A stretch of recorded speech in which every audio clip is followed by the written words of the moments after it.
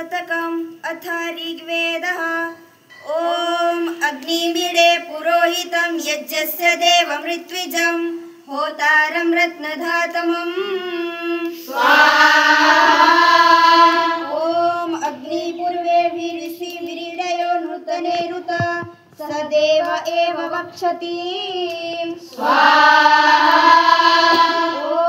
अग्निनारैमस्नवत्पोषमेव दिवे दिवे यशसं वीरवत्तमम् ॐ अग्नेयं यज्ञमध्वरं विश्वतः परिभूरसि स ईददेवेषु गच्छति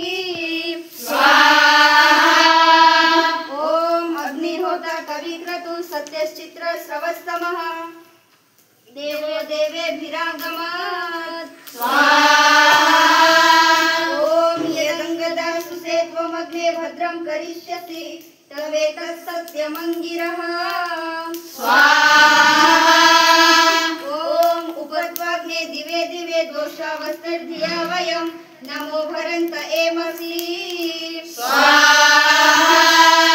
ॐ राजन्तमध्वराणां गोपामृतस्य दीवं वर्धमानं स्वेदमे ॐ सनः पितेव सुनवे अग्ने सुपायनो भव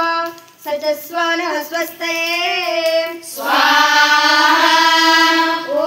वायवाय हि दर्शते मे सोमा अरं कृतः तेषां पाहि श्रुधि हवम् ॐ त्वं सोमा अभिवृद्धं त्वामुक्थः शतक्रतो त्वां वर्धन्तु नो गिरः